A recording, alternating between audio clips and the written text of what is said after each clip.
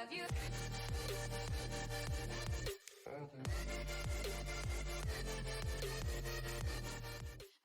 What's going on, everybody? Welcome to another episode of The Artist Reads the Bible. Today we're going to be starting with chapter 19 of Genesis, which is where Sodom and Gomorrah gets destroyed. 19, it's a little lengthy. 20 is not bad. I'll probably do 19 and 20, I believe. As usual, I got my highlighter, got my decaf Java juice. Not much. Should have probably made more. And I got the living word of God right here. Let me get these spectacles off. And man, cat hair everywhere. Dadgum. Go ahead. Oh, my eyes. Let's get started, shall we? Chapter 19. Sodom and Gomorrah destroyed. That evening, the two angels came to the entrance of the city of Sodom. Lot was sitting there, and when he saw them, he stood up to meet them. Then he welcomed them and bowed with his face to the ground. "My lords," he said, "come to my house to wash your feet and be my guests for the night. You may then get up early in the morning and be on your way again." "Oh no," they replied. "We'll just spend the night out here in the city square." But Lot insisted, so at last they went home with him. Lot prepared a feast for them, complete with fresh bread, made without yeast, and they ate. But before they retired for the night, all the men of Sodom, young and old, came from all over the city and surrounded the house. They shouted to Lot, "Where are the men who came to spend the night with you? Bring them out to us so we can have sex with them." And you know why Sodom and Gomorrah got smoked. Didn't ask for women, didn't specifically ask for the men. The men asked for the men. Homosexual. Same. So Lot stepped out to talk to them, shutting the door behind him. "Please, my brothers," he begged, "don't do such a wicked thing. Look, I have 2 virgin daughters. Let me bring them out to you, and you can do with them as you wish. But please leave these men alone, for they are my guests and are under my protection." "Stand back," they shouted.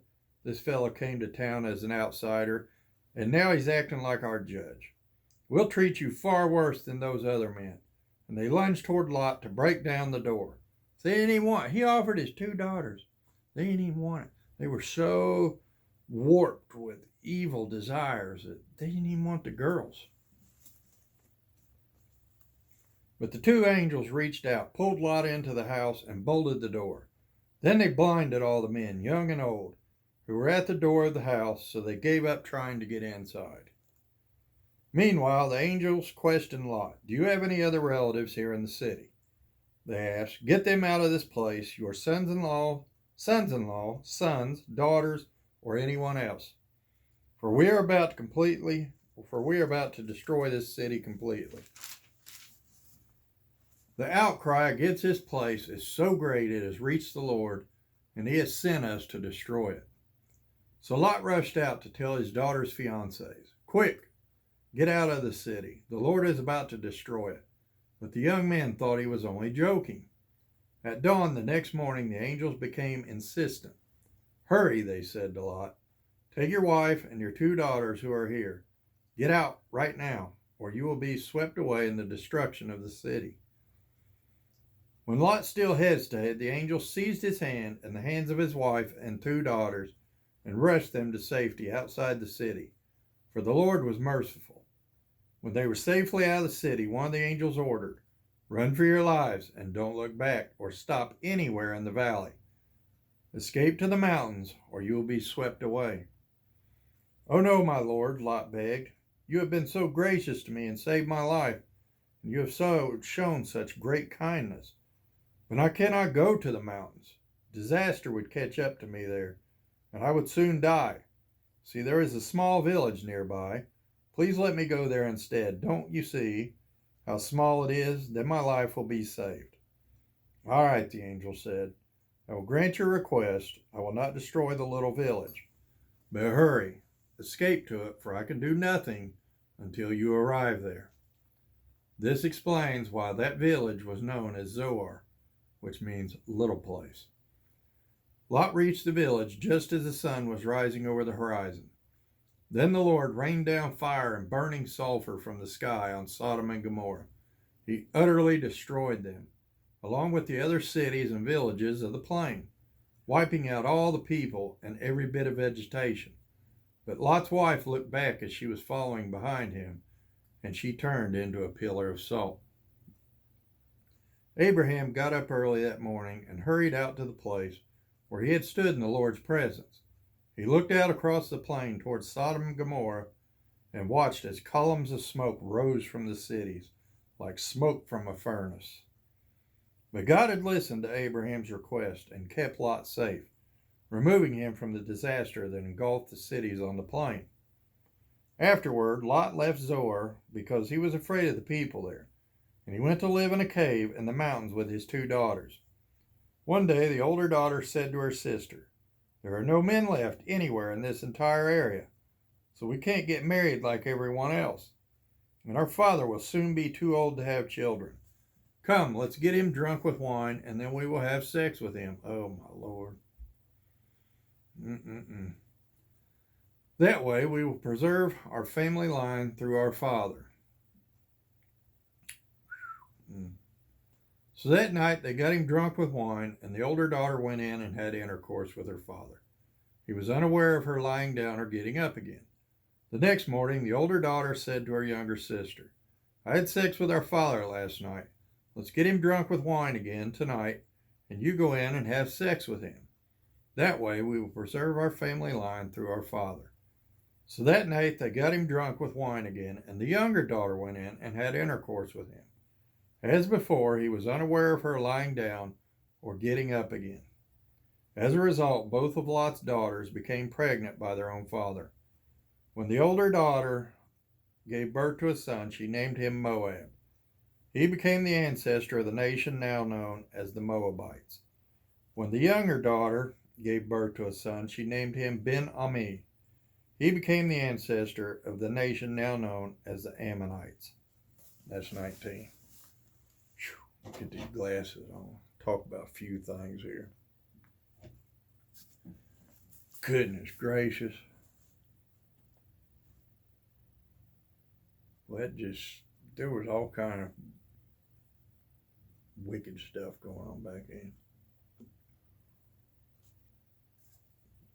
I want to talk about Sodom and Gomorrah, because a lot of people today, and I've even heard some of today's more modern Christians say this, that the Old Testament is in error, and all the stuff about homosexuality and about this and about that, it's not really true, blah blah blah. We only follow New Testament and blah blah blah. Well, I hate to tell you, it talks about it in the New Testament too, but I digress. There's actual physical proof of the destruction of Sodom and Gomorrah. Scientists went out and, I don't know what the appropriate word, surveyed, they scouted out, found where Sodom and Gomorrah were according to biblical maps and stuff like this. When they arrived, they had found they were like balls of brimstone, or basically like sulfur and stuff inside the earth that was like encapsulated. And they said in this documentary that this happens when the fire is so hot that it like encapsulates itself into the ground. It sinks so far into the ground and embeds. And they found this all over this area, at both Sodom and towns of Gomorrah.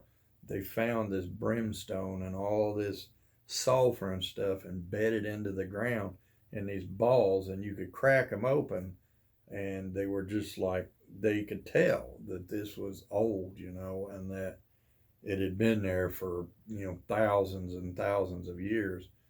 And these coincided with biblical maps of where Sodom and Gomorrah were.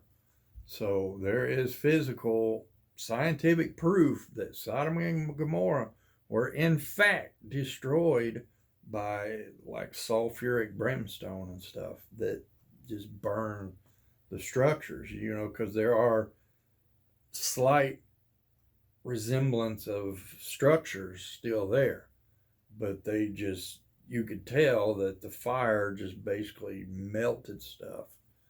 And so it's true. It is actually factual. So if it is scientifically factual, then it's also factual why God destroyed it. So, like I said numerous times before, I'm not your judge. That's God's job. Well, God and Jesus. Not me. I'm just saying, if that type of stuff angered God so bad that he destroyed 2 cities over it,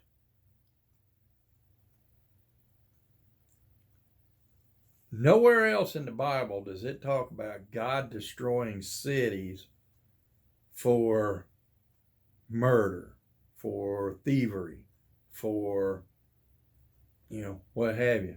These 2 cities were destroyed due to sexual immorality, homosexuality, bestiality, pedophilia, adultery. And it said right there that the young and the old men of that town come to the door demanding they wanted those angels and they wanted to have sex with them. He offered up 2 of his daughters, 2 virgin daughters. They want that. They wanted to commit acts of homosexuality with those 2 angels. This is why God destroyed those 2 cities. So you do what you want. I'm just saying.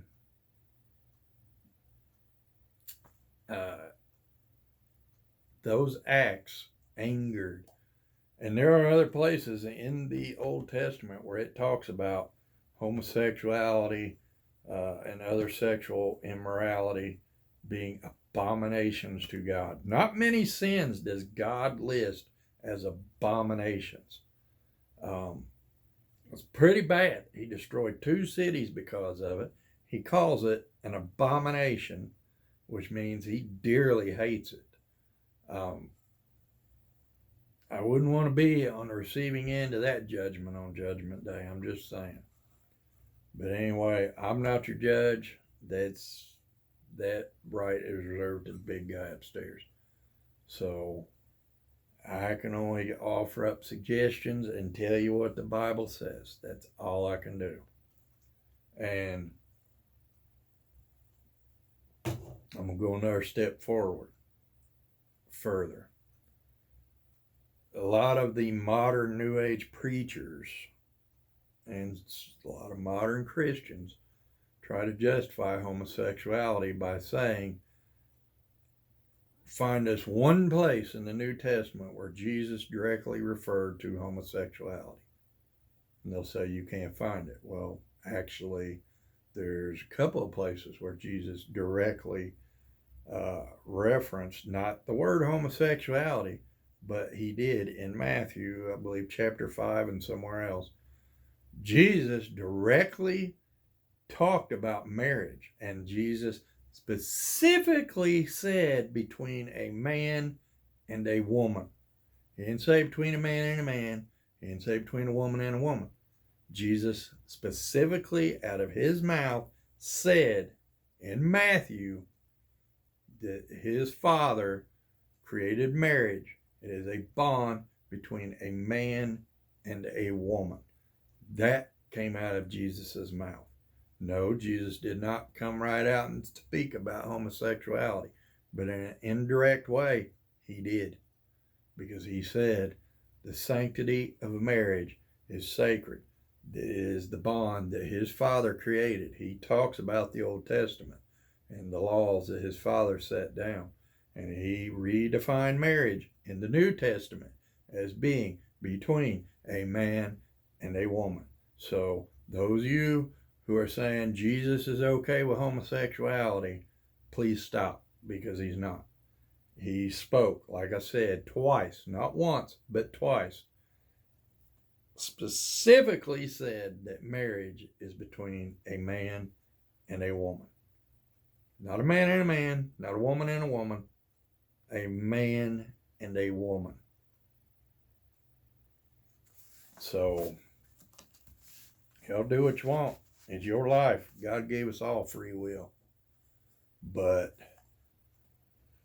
you know, all I can do is offer up advice. And, you know, a lot of today's modern preachers, I've been finding out, more and more are afraid to talk about these items. Well, you know, I'm not. What are you going to do? Take my YouTube channel away? I don't care. I'll go to Parler. I'll go to Rumble. I'll go somewhere else. I don't care. You will never, ever shut me down from preaching the Word of God, reading the Word of God, talking about God and Jesus. It is impossible. The only way you will shut me up about this, you'll have to kill me. That's the only way. You send me to prison, you can do that. Guess what? There's a whole lot of inmates in there and prison guards that I'll be preaching to and talking about God and Jesus. You will not shut me up. It cannot be done. The only way it can be done is you'll have to kill me. And then you're doing me a favor. I go to heaven.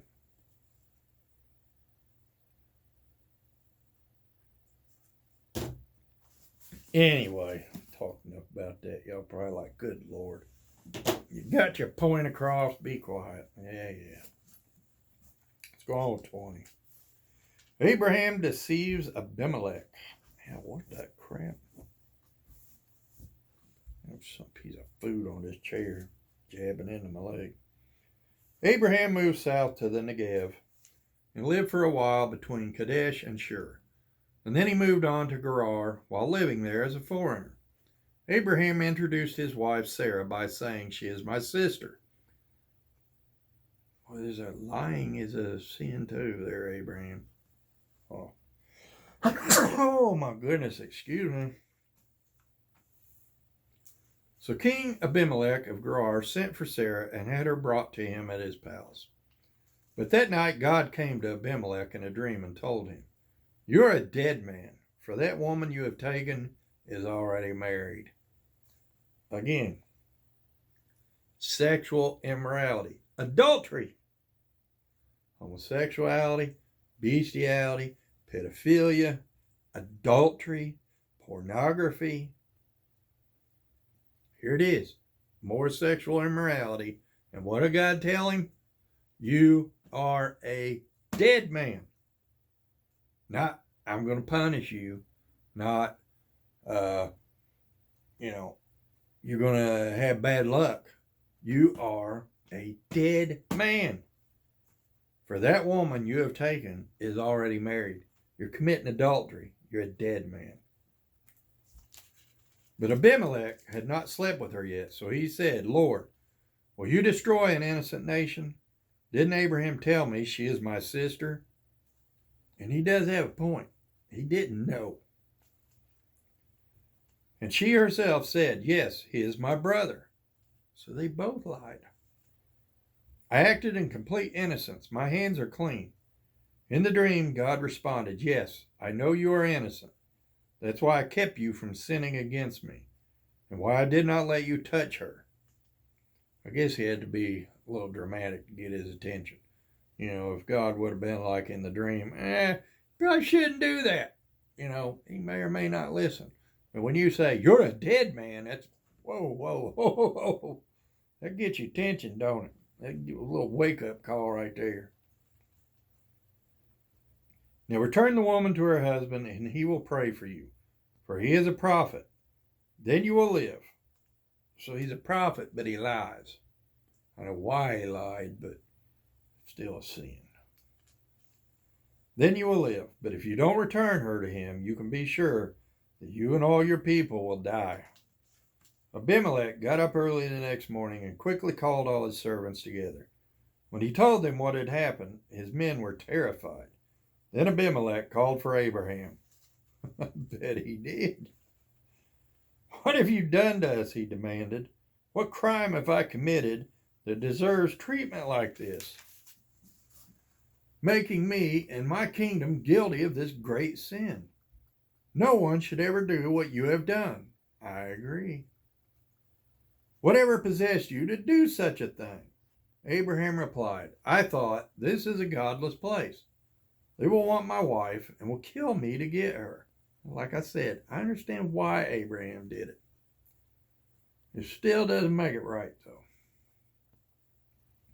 And she really is my sister, for we both have the same father, but different mothers.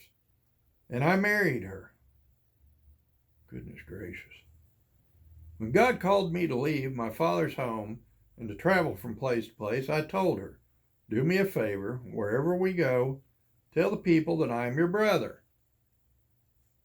I'm talking about this afterwards.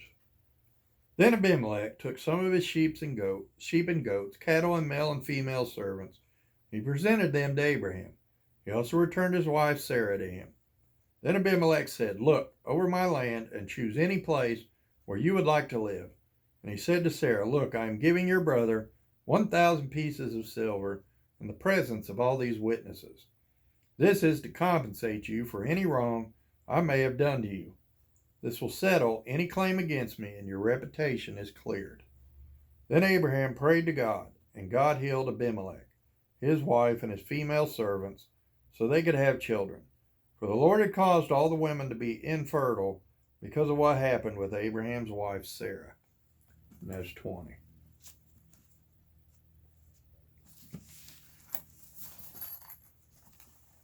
Abraham is a very important person. Extremely important. When it comes to the Old Testament, there's two main people. Well, really three. Well, really a bunch of them. You know, I'd say the main two you always hear about is Abraham and Moses. But then you got Noah, you got Adam, you got King David, you got Solomon. You know, there's a lot of really important people in the Old Testament. But now I want to talk about, from stuff I've read, it's mainly in the Old Testament. I'm assuming, but I would never do it because no. I'd always thought that incest was like a sexual immoral thing to do. But obviously in the Bible, especially the Old Testament, it happens a lot. Lot and his two daughters, where they got him drunk in the cave that we read about, and both had sex with him while he was passed out of sleep, I guess. Abraham marrying his half-sister. There's a couple other instances of it too. So, I don't know. Is incest not a sin? But like I said, even if it's not, no. I mean, I don't know. Maybe it was more common in those days. No. I mean, I don't know. To me, that just seems wrong on so many different levels, man. No. And I do know, according to the Bible, that I always thought that, is it Mormonism, where they have multiple wives, polygamy or whatever that's called. I always thought that was sexual immorality. But, I mean, in the Bible, happened a lot. Just like Abraham with his wife's servant. I mean, he took her as his wife, and I mean, there's numerous instances in the Bible where they had taken multiple wives. I don't know many instances where a woman took multiple husbands, but it talks a lot about a man taking multiple wives. You know, first off, why would you want more than one wife? I don't know. Probably different back then. But if you're married, you know that with marriage comes some arguments, some disagreements, some, oil and water mixture, some stuff like that. Now, I do know some people that just have textbook fairy tale marriages, They very rarely have arguments. They very rarely have disagreements. They very rarely, you know, are like oil and water mixing. But the majority of us that are married, you know, there's disagreements. Because, like me and my wife, we love each other dearly. But we don't have a lot of the same interests. For instance, she likes country. I can't stand country. I like metal. She can't stand metal. We do somewhat agree on like 80s, 90s music, pop music, stuff like that. We both agree on the color blue. We both agree on we both love animals.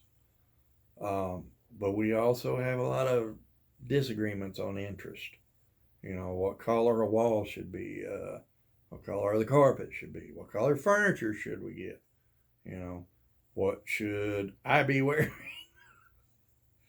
Oh, yes, that happens quite often in stores. I'll pick out clothes and she's like, nah, you're not wearing that. She said, I'm saving you embarrassment. You're not wearing that. She said, you're a 52-year-old man, not a 16-year-old quick kid. Put that crap back on the shelf. And I do try. I mean, y'all have seen some of my clothes on YouTube, so,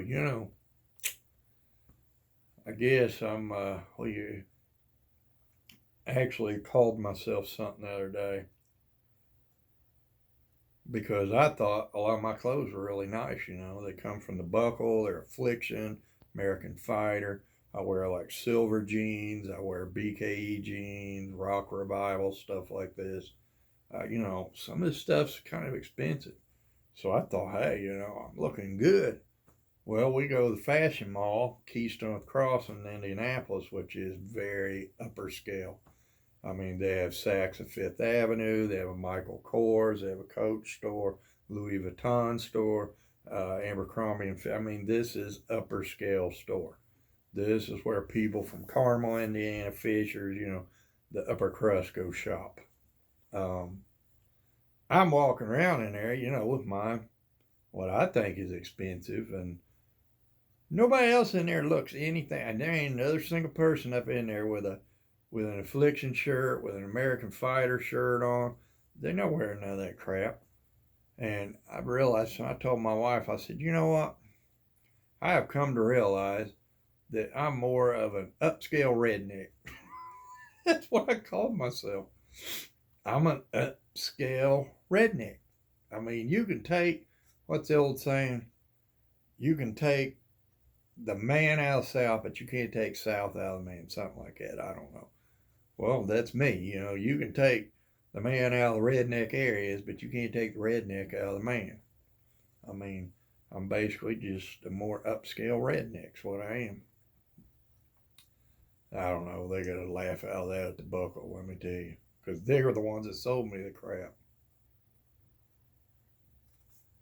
But anyway, getting back to what I was talking about, why would you want more than one wife?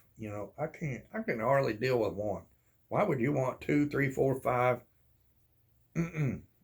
I mean, I guess if you had like 5, you'd be like, okay, you're getting on my nerves. I want to talk to her, or I want to talk to her, But and all the clothes they want, purses, shoes, the arguments over where to eat.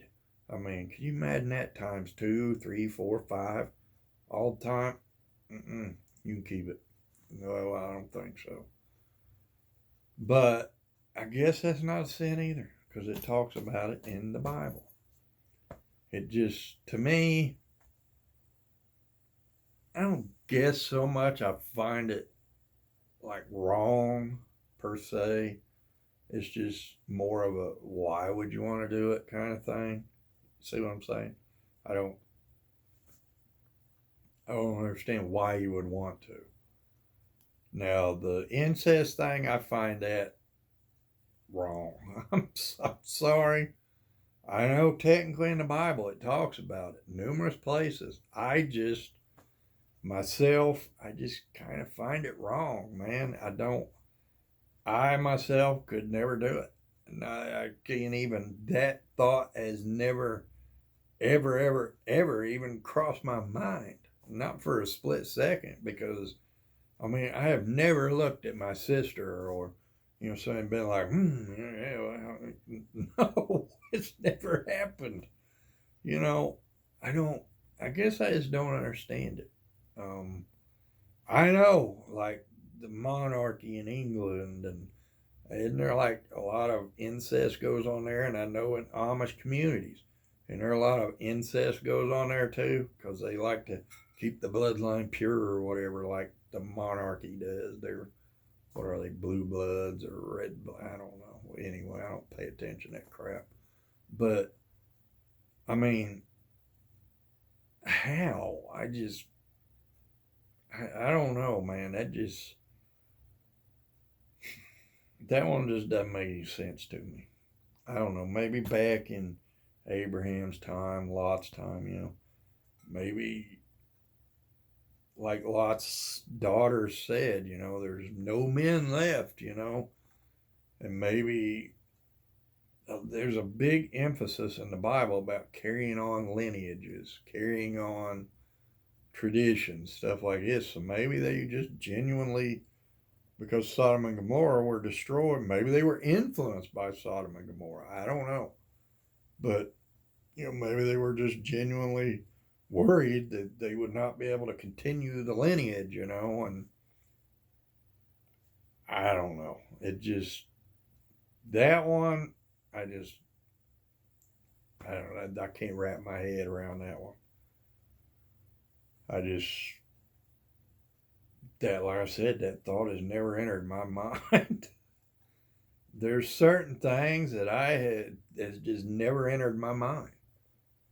That is one, incest. Two is pedophilia. That has just, I have never looked at a child and been like, no, never.